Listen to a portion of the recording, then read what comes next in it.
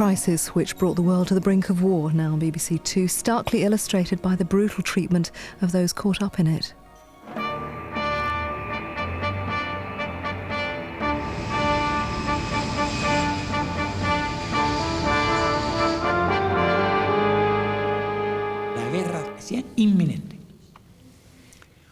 A war appeared imminent. A first strike might take place at any time. I said to myself, if Cuba is in such an unfortunate war, we will disappear from the map.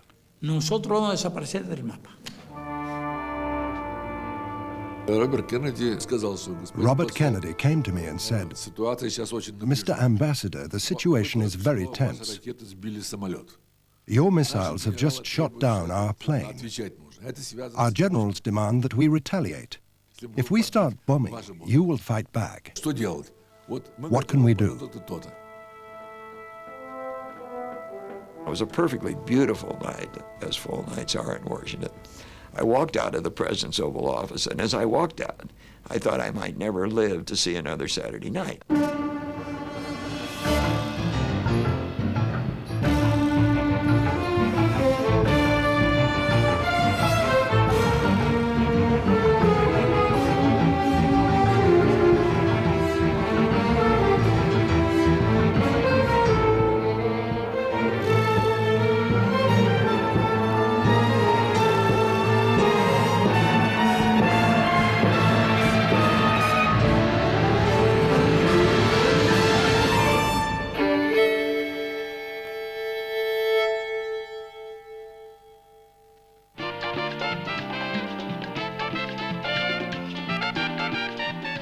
Throughout the 1940s and 50s, the Caribbean island of Cuba had been America's playground.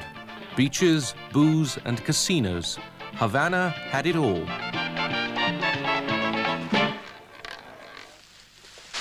Cuba's land and industry were owned almost entirely by American corporations. We consider part of the United States practically, just a wonderful little country over there that was of no danger to anybody. As a matter of fact, was a rather important economic asset to the United States. Cuba's leader, Fulgencio Batista, was a brutal dictator.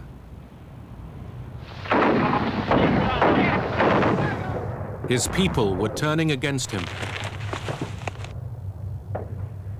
After years of guerrilla fighting in the mountains, a charismatic 33-year-old lawyer, Fidel Castro, entered Havana on the 8th of January 1959.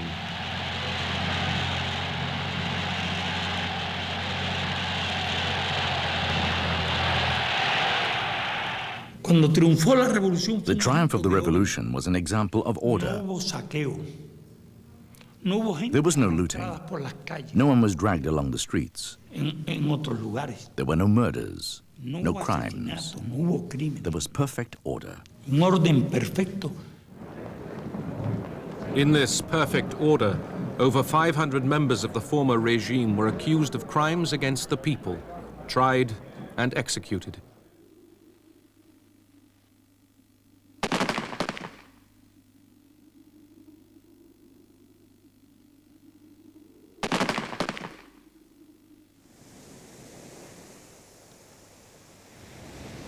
Fearing the rise of a new dictator, thousands fled to exile in the United States.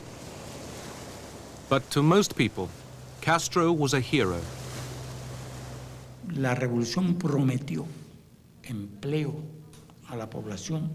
The revolution promised to provide jobs for the people. It promised honesty in the administration, which had never existed in Cuba. There were health programs which had never existed before. Education programs which had never existed before. Most important of all, Castro nationalized millions of acres of land held by American companies and gave it to the people.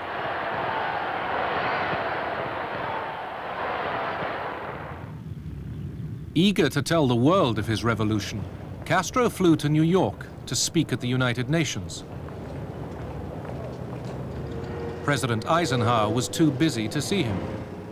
But Nikita Khrushchev, the Soviet leader, was delighted to embrace a new revolutionary and offered him economic assistance. Cuba decide comprar petróleo soviético. Cuba decided to buy oil from the Soviet Union, which would be cheaper. The country could also get credit from the Soviet Union, who were willing to help us. Para comprar ese petróleo. But the American companies refused to refine the oil. Se niega a refinar ese petróleo. With nowhere to refine the Soviet oil, Castro was faced with economic disaster. He sent in his militia and took over the foreign refineries in Cuba.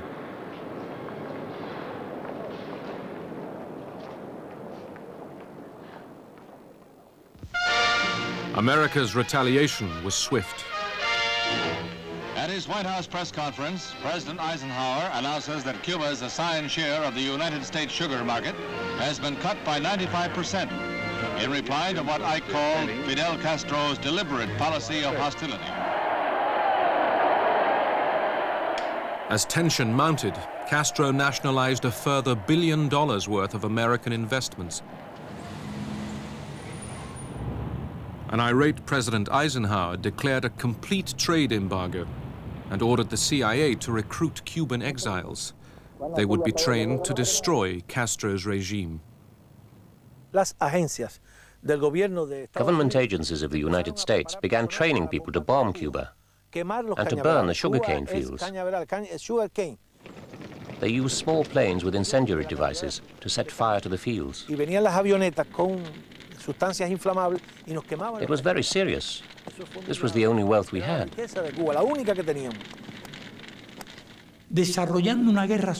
They carried out a dirty war against our country.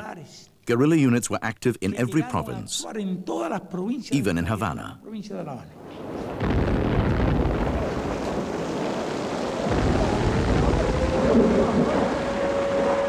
Over 100 people died when La Cubra, a freighter unloading arms and ammunition from Belgium, exploded in Havana harbor. CIA sabotage was suspected, but never proved. Castro turned to the Soviet Union for help. Perhaps he might have taken a different line had the Americans been more mild towards him than they actually were. The Cold War was in its full bloom, so whatever was unpleasant to the Americans was welcomed in this country, and vice versa, I would say.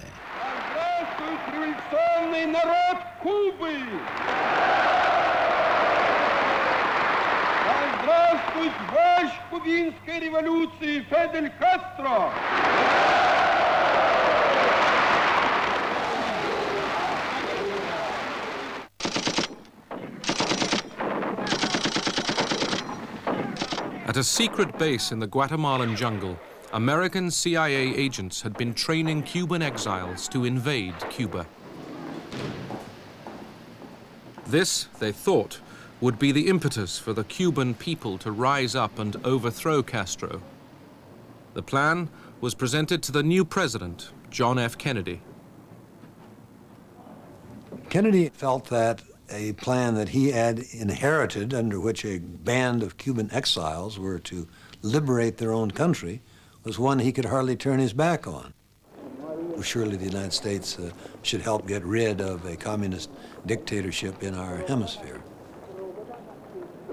The CIA badly misled the new president, promising him an easy victory and an end to the Cuban problem.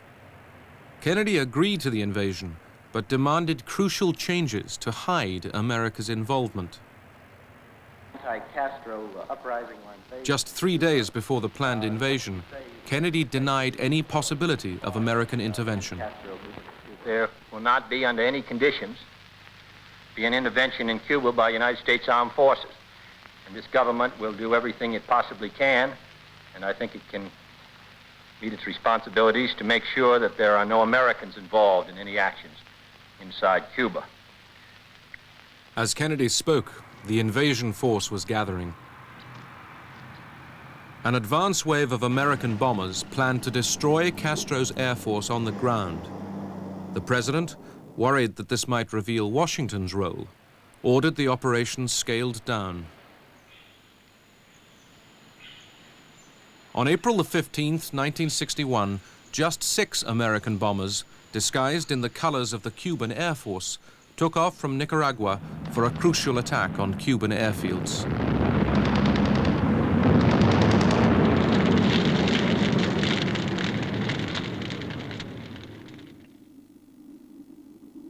But with so few bombers, only 3 Cuban planes were destroyed. 7 civilians were killed.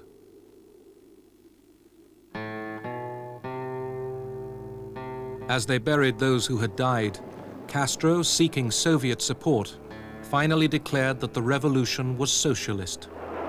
Porque lo que no pueden perdonarnos los imperialistas es que estemos aquí y que hayamos hecho una revolución socialista en las propias narices de los Estados Unidos. Continuamos preparando, resistir una. We prepared ourselves to resist an invasion against all the forces we knew the Americans had at their disposal. The following day, just 1,500 exiles, equipped with American arms and ammunition, arrived at the Bay of Pigs, 125 miles to the south of Havana. Éramos los hombres más felices del mundo. We were the happiest men in the world because we had the opportunity to return to Cuba, our homeland, to fight to rescue freedom and democracy so that our country could be for all Cubans. American planes were to protect the invasion force as they hit the beach. But Kennedy, now faced with international condemnation for the initial bombing, cancelled the air support.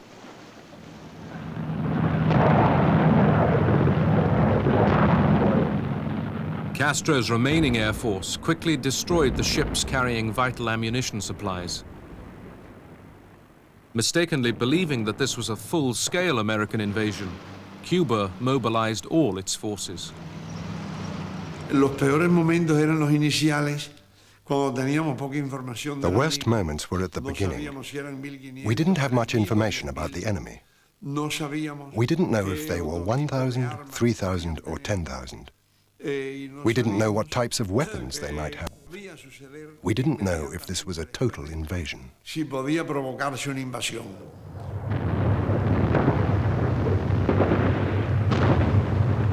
Without American air support or resupply, the invasion force was outnumbered and outgunned.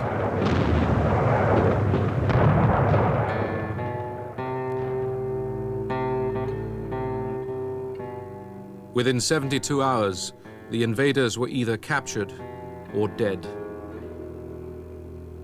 Yo no me di cuenta de que esta misión ya estaba resultando imposible. I did not realize that the mission was impossible until the last day, almost at the end. We trusted in our allies. We never thought they would forsake us or abandon us. We didn't think that they could betray the commitment they had with us. Jack Kennedy was devastated by the fiasco at the Bay of Pigs, and he said it was a fiasco. He was not accustomed to failure in politics or in life. And he was more distraught than I'd ever seen him. How could I have been so stupid, he said. Castro had survived and humiliated Kennedy. The CIA was told to think again. Our job was to start to come up with new plans, not a Bay of Pigs type plans, but new plans to, quote, get rid of Castro and the Castro regime, unquote. Everything was suggested, from assassination to spraying LSD into a television studio to make it seem as if Fidel had gone mad. Whatever they tried, Castro took in his stride. More secure within his own country, he sought to export revolution to the rest of Latin America. Alarmed by this prospect, America kept up the pressure on Castro. In the spring of 1962, a practice invasion of a Caribbean island was mounted by 40,000 American Marines. We did that purposely to make Castro pay more attention to that than causing trouble in Latin and Central America. But the Cubans and the Russians, they told us later, believed that the United States really did intend to attack Cuba, and therefore Castro kept saying, I need some help. Castro's pleas inspired the Soviet leader Khrushchev to make a daring offer. He had boasted to the world of Russia's nuclear strength, but in reality, he knew just how limited his long-range missile force really was. But he did have medium-range nuclear missiles. From the territory of the Soviet Union, they couldn't possibly reach the territory of the USA. But deployed on Cuba, they would become strategic nuclear weapons. That meant, in practical terms, we had a chance to narrow the differences between our forces.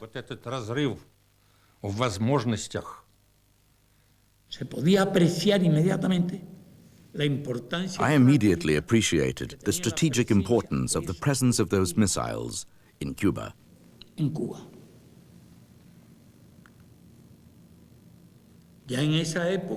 By that time, the Americans had already transported similar missiles to Turkey.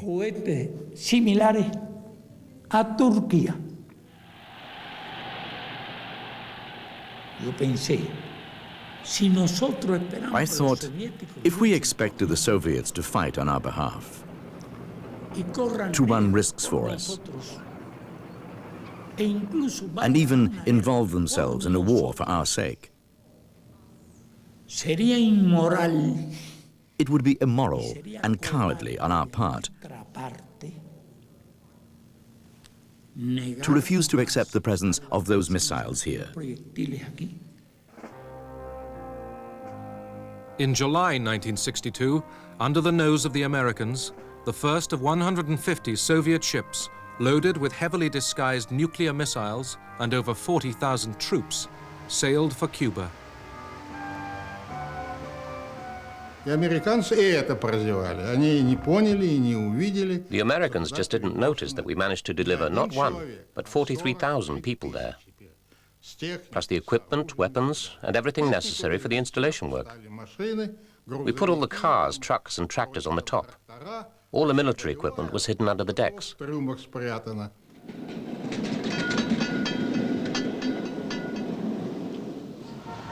CIA agents in Cuba reported that Russian troops and missile trailers had been seen in the streets of Havana. Washington dismissed the reports as rumor. I saw those weird weapons, and then I said to my friend Pablo, Pablo, how powerful are these weird weapons? And he answered, these are nuclear missiles. So I thought, oh, really powerful. They just put them here, out in the open. But the CIA had noticed the increase in Soviet ships heading for Cuba. On October the 14th, a U-2 spy plane was ordered to fly across the island to try to discover what was going on.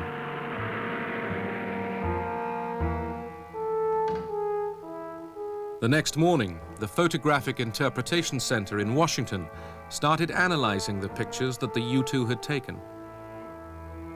We're looking at the photography, and we spot objects that are foreign to the environment. And we kept looking, and we said, this is an SS-4 ballistic missile site. So working with the photo interpreters, we became convinced that this was it.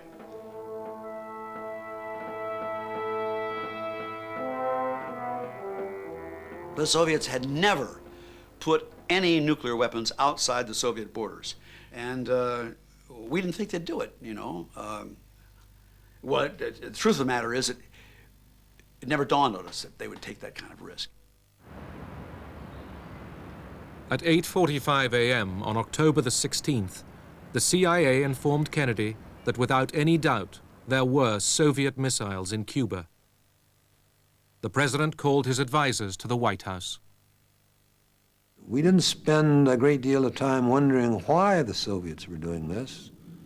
because why they had done it, for whatever reason they had done it in a surreptitious way, lying to the United States through a variety of messages and messengers that they were only putting defensive weapons into Cuba, and those weapons constituted a clear and present danger to our security. The missiles in Cuba made the Americans more vulnerable than ever before. The Russians were so close, they could strike without warning. The first strike would have knocked out all the American air bases, bomber bases, all the American missile bases, and all American cities except Seattle, which was out of their range. But Washington, D.C., New York City, Dallas would have all gone under the hammer.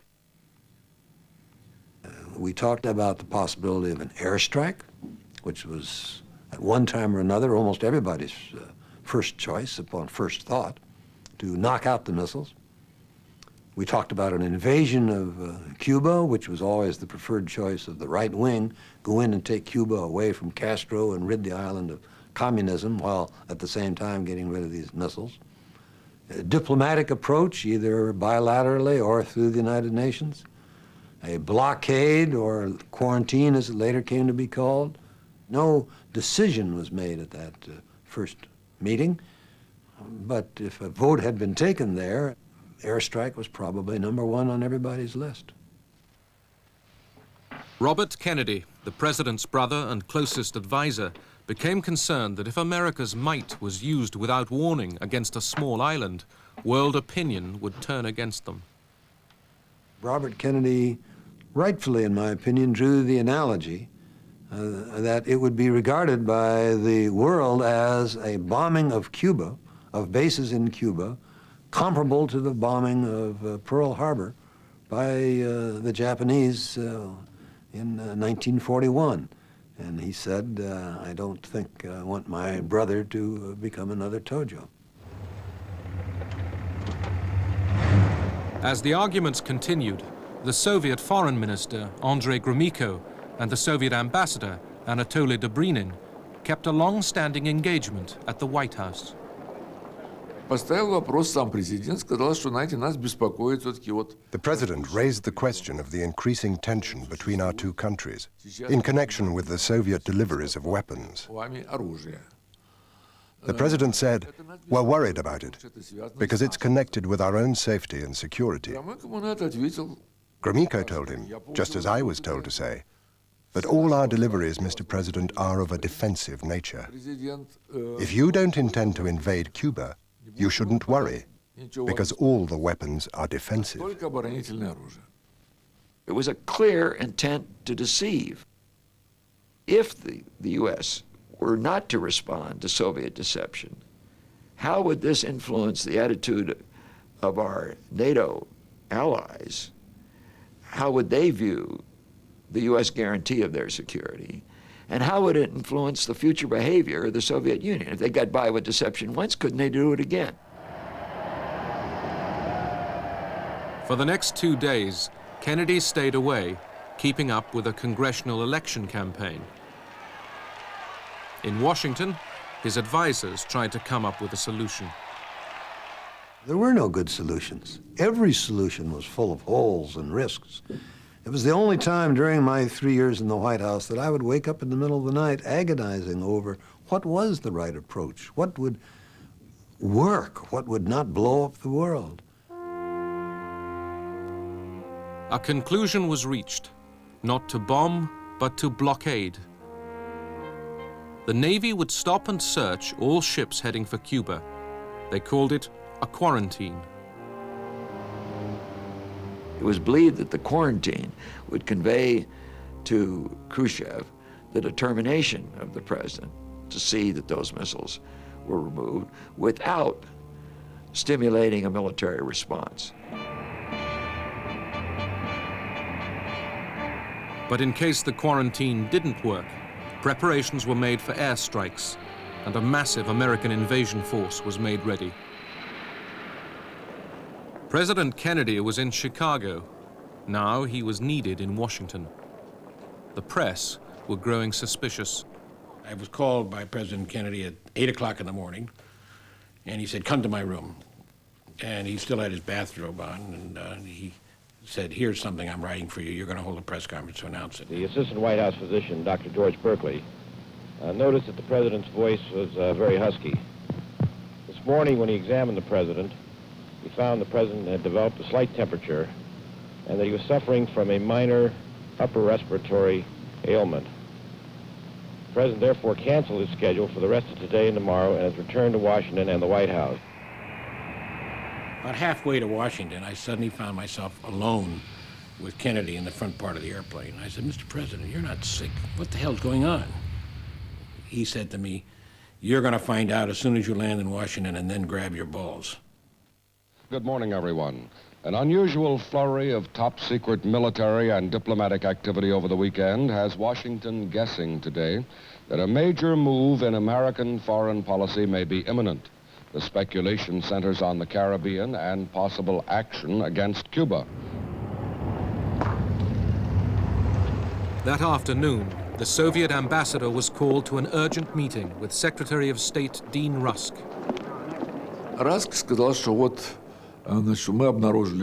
Rusk said, you are delivering missiles to Cuba. We have aerial reconnaissance photographs. This is a threat to our security, and we cannot possibly allow it. In 1 hour's time, at 7 p.m., the President will make a radio and television appeal to the American people, where he will describe the situation. At the same time, he wants you to pass the message on to Khrushchev.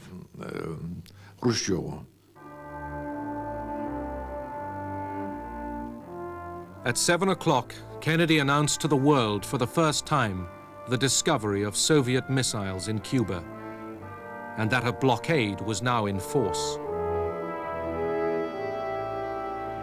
The purpose of these bases can be none other than to provide a nuclear strike capability against the Western Hemisphere.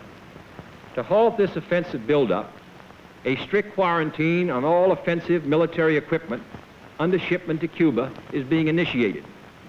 All ships of any kind bound for Cuba, from whatever nation or port, where they're found to contain cargoes of offensive weapons, be turned back. I call upon Chairman Khrushchev to halt and eliminate this clandestine, reckless, and provocative threat to world peace and to stable relations between our two nations. He has an opportunity now to move the world back from the abyss of destruction. The first response from Moscow came the next morning. Khrushchev was not going to back down. Kennedy spoke about quarantine, and that sounded as something not very precise, perhaps not a blockade as it actually was. So the first reactions were pretty tough from the Soviet side.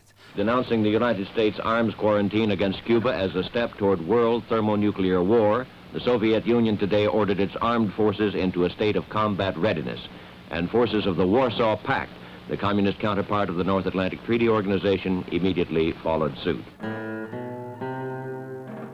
As the superpowers prepared for conflict, Cuba announced a combat alarm. Over 250,000 people stood by to repel an American invasion. We felt the danger. This was war.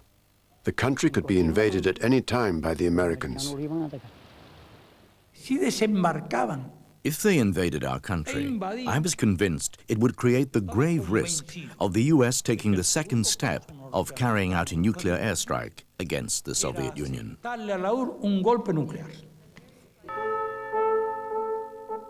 The American fleet now encircled Cuba. The Soviet ships stayed on course. With confrontation imminent, Kennedy wanted direct contact with Moscow. He sent his brother Robert to meet in secret with the Soviet ambassador. He said, did your government instruct the captains to turn the ships back home because Kennedy introduced the quarantine? I said, no, our captains have no such orders. And as far as I'm aware, they are instructed to go on to Cuba.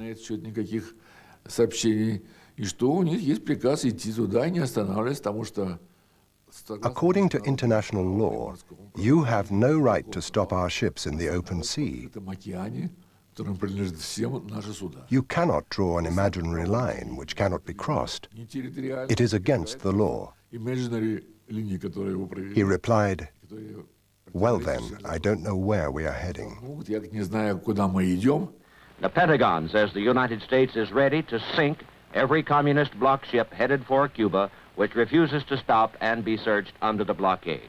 Further, force will be used if necessary to stop and search any ship of any nation bound for Cuba. I think that was the moment that really was the heart stopper. I recall being in the newsroom, just waiting for that next bulletin and almost literally trying to type with my fingers crossed. Let's check over at the Pentagon with Charles von Fremd on that. Chuck, is there any late information about the position of those Soviet ships or what might be happening to them? Walter, we haven't heard a word for several hours now as to when the confrontation between U.S. vessels and the Soviet ships will come about. Nerves were being stretched to breaking point. People tried to prepare for a possible nuclear holocaust. A wave of panic buying swept across America. We have a utility room where the furnaces are, and we wondered whether we could make that into a bomb shelter of some form. We were learning for the first time the time that we would have after the explosion before the fumes, the killing fumes, killing heat and so forth would reach us. The Soviet leaders had tried to keep the crisis from their people, but the news was getting out.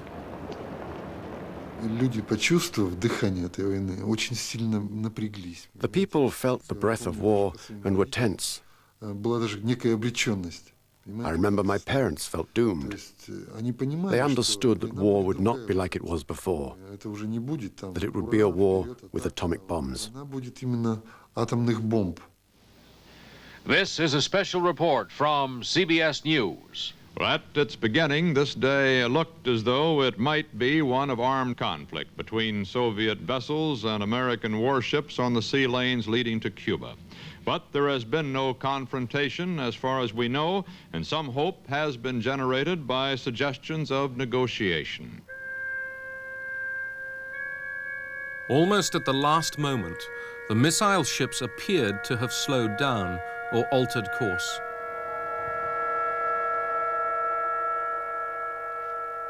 That evening, as Kennedy dined with friends at the White House, a toast was proposed to celebrate. Kennedy declined. The game, he said, was hardly over.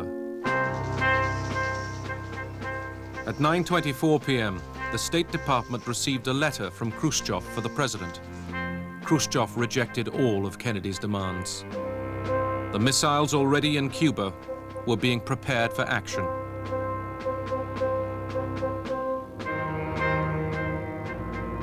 For the first time in its history, America's Strategic Air Command moved to Defense Condition 2. The next step, DEFCON 1, would be war.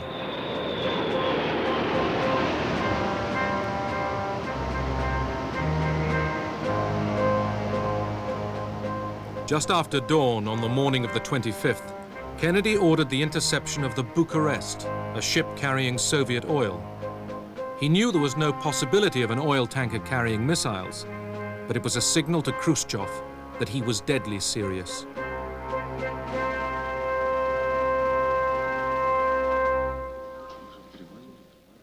That afternoon at the United Nations, Adlai Stevenson confronted his Soviet counterpart, Ambassador Zorin.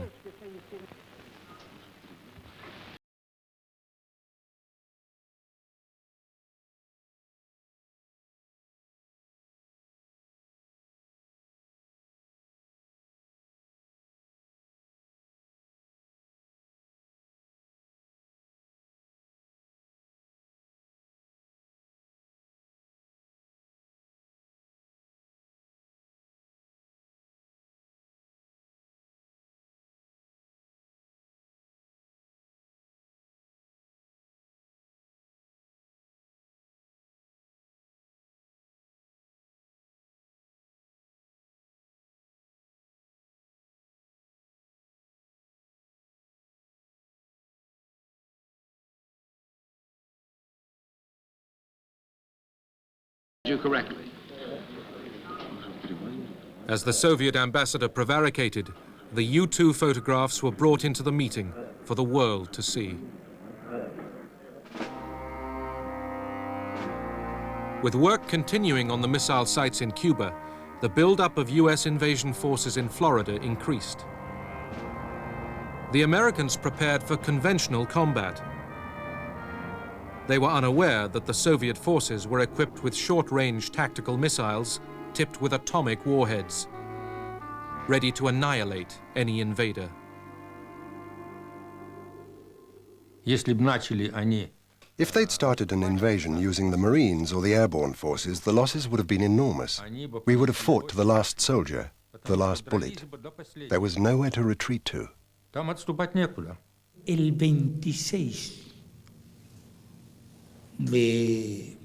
On the 26th of October, at a meeting with the Soviet military commander, I was informed about the state of the missiles. He told me, the air regiment is ready. The surface-to-air missiles are ready.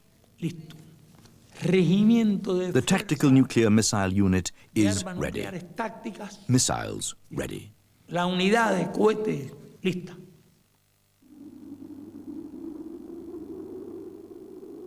On October the 26th, with tension increasing, Kennedy received a telegram from Khrushchev.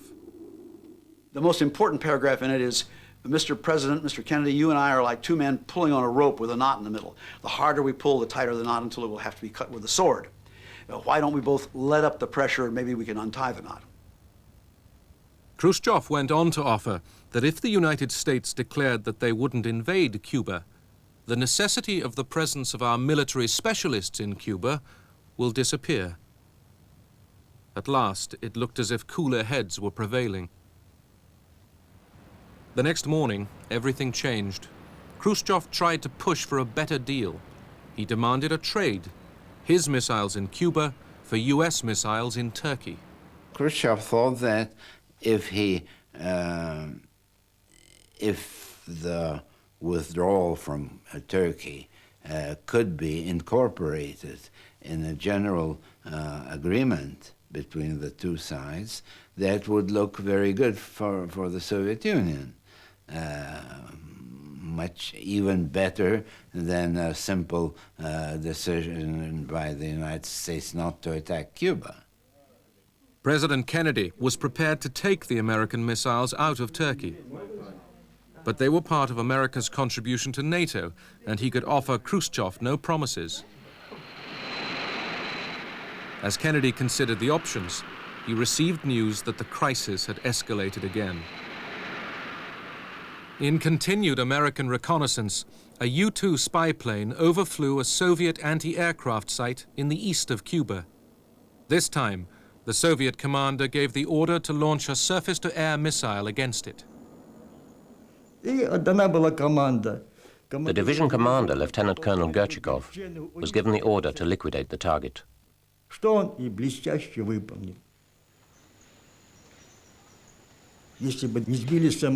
If we hadn't shot down the plane which had photographed all of our bases, it would have enabled the enemy to destroy us. That would have meant we had not fulfilled our mission. We would have betrayed our motherland. The kind of standby plan was if a U-2 was shot down, we would immediately bomb that SAM site out of existence. President Kennedy canceled that order. He said, don't bomb that anti-aircraft site. I want time to exchange with Khrushchev. La guerra se desatara. Parecía inminente. A war appeared imminent. O por lo menos A first strike might take place at any time. parecía inminente que se produjera un ataque. Digo, si Cuba, I said to myself, if Cuba is in such an unfortunate war, we will disappear from the map. nosotros vamos a desaparecer del mapa.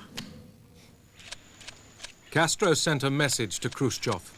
He said a US attack was just hours away, and once launched, the Soviet Union should retaliate immediately with an annihilating strike.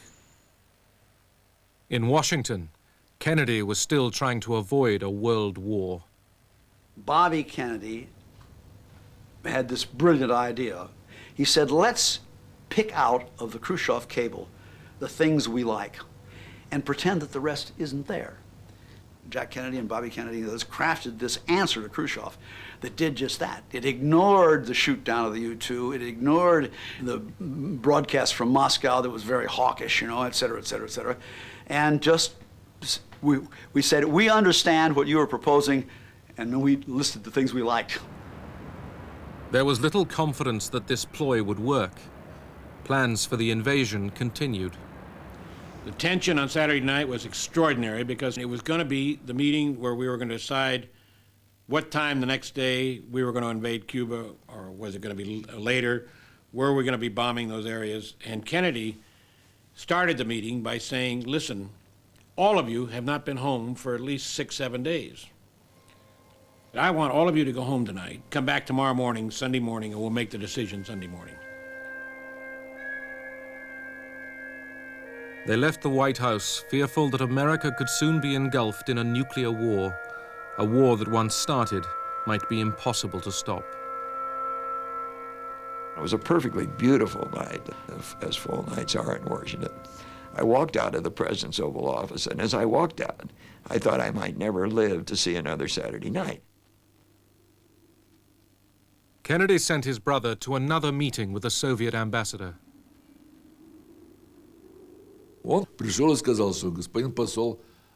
He came to me and said, the situation is very tense. Your missiles have just shot down our plane. Our generals demand that we fight back. If we start bombing, you will start to fight back. What can we do? I said, what about Turkey? He thought for a while and said, you know, if that's the only condition which prevents us from striking a deal, then I'm authorized by the President to say that we agree to it. We could not take them out under threat. We could not take them out unilaterally because they were NATO bases. But he had our assurance that they would be gone, provided it was not done on a quid pro quo basis, and therefore the Russians could not talk about it. And that was, I would say, the last thing that led to the decision to accept Kennedy's terms, that he would be willing to guarantee that there would be no attack on Cuba, but that the Soviet Union should withdraw all offensive weapons from Cuba. Khrushchev, fearing that this might be the last chance to escape war, rushed a message accepting Kennedy's terms to Radio Moscow. It was broadcast to the world. The Soviet government has ordered the dismantling of weapons in Cuba, as well as their crating and return to the Soviet Union. Radio Moscow at 9 o'clock this morning. Mr. Khrushchev crating up his missiles and shipping them home. The first news I heard on Sunday morning when I woke up was this broadcast from Khrushchev over the open air that Soviet missiles were to be withdrawn under inspection and the crisis was over. I could hardly believe my ears. This is the day we have every reason to believe when the world came out from under the most terrible threat of nuclear holocaust since the end of World War II. Nosotros realmente nos sentimos indignados con eso. We were irate. ¿Cómo lo sabemos? How did we learn about this? El día 28 Through the radio, on the morning of the 28th. They broadcast that an agreement had been reached between the Soviet Union and the United States, that Kennedy was offering Khrushchev a guarantee. It really was a disgraceful agreement. It never crossed my mind they would do anything like this. The whole world was under the impression that Khrushchev had lost because he'd given in to the pressure of a strong president, that he'd taken everything out of Cuba but got nothing in return. No one knew about the agreement regarding the missiles in Turkey. If you ask who won or who lost, I'd say neither Kennedy nor Khrushchev. Under close American surveillance, Soviet ships took the missiles back home. There is no question that if it hadn't been solved, we had invaded Cuba, we would have been in a nuclear war. And the number of people who would have been killed around the world in that nuclear war would have been absolutely disastrous. That was the biggest crisis of the 20th century. And the fact that Kennedy solved it with Khrushchev is absolutely important, because then we were moving into a totally different world.